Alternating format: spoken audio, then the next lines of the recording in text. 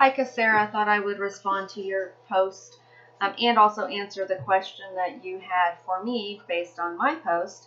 You did a great job. Loved your presentation where you could show the data and how you calculated and arrived at your observations. Very similar to what I found in my magazine covers, and I'm gonna guess that's gonna be the majority of what we're gonna see, and we shouldn't be surprised by that, I guess. I thought that you finding a curvy, an obese person on your covers was good, because I did not find that on mine, at least from my perspective. Now, maybe because I'm older and I myself would be considered curvy, I'll go with that. So I maybe view people that you might see as curvy as average. So I think there is a little bit of a perception there, but nonetheless, not surprised to find that there were so few of that body type, so to speak. Interesting that you did not find any Latinos or Asians either. I mean, I found no, the only one that I did find was the Latino Hispanic, I think I told you. And other than that, yeah, I didn't find any other ethnic race groups besides the Caucasian whites and the African Americans. So, other than the one that I did find, or maybe it was two. Anyway, nonetheless, I guess it was two. In response to your question, do I think that the magazine covers are geared towards locations?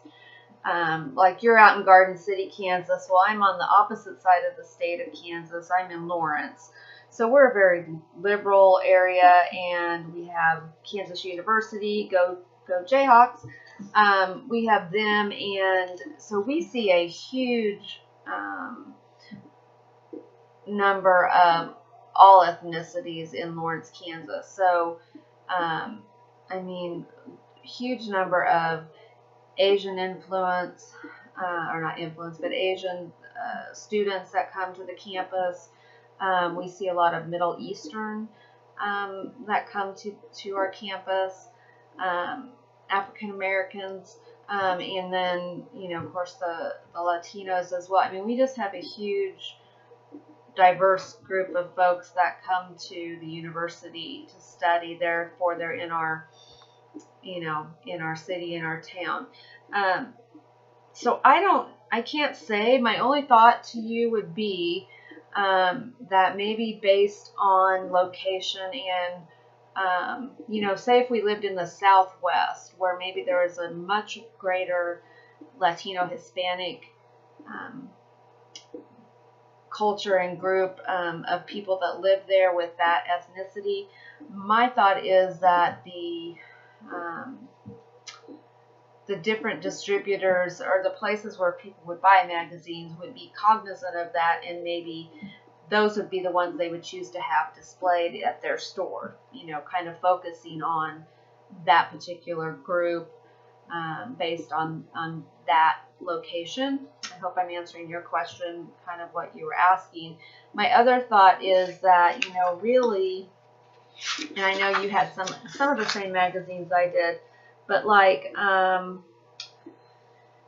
gosh, when I look at some of them, like the Red Book. Now, Red Book this time had an African American female on it. Cosmopolitan was Caucasian white. What other one I was thinking of earlier? Glamour was Caucasian white. Marie Claire, Brides magazine, those were all Caucasian whites. So really, still, I think if you look at the overall, I think there still is some, kind of goes back to our implicit association, where we tend to favor lighter skinned people. And I wonder if this plays a part into that, where we talked a little bit about the media focusing on that a little bit. So I kind of think it might be related, but if you look at the major magazines, you know, the cover is going to be the cover no matter what part of the United States or world that you are in. But I wonder if those people that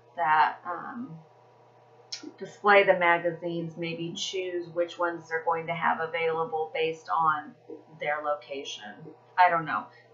I was at Dillon's, a grocery store in Lawrence, and it maybe didn't have, it had a pretty good magazine selection, and it was just, you know, pretty much all over the board, but consistently it was mostly Caucasian white. And then I had asked, or I had answered on someone else's post, and I thought it was interesting, and maybe you found this too, that if you looked at the majority of the sports magazines right now, because they are basketball geared, or at least the ones that I saw that caught my eye, were all African Americans, at least in my book, at least in what I saw. And I thought that was interesting, because is that then implying that any other ethnicity is not as desirable for those kinds of sports? I don't know. It's just kind of an interesting little twist, I thought.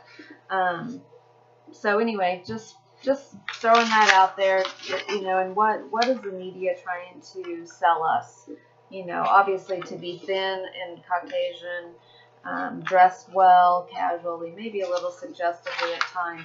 But what is the media trying to sell us? I think that's really what this whole thing is about. And so anyway, I've rambled on here now for way long, but I hopefully spoke to your post a little bit. You did a great job. Again, loved the data with your little picture in the corner, and how you were able to point out your information. Great job. Always enjoy your posts. Thanks.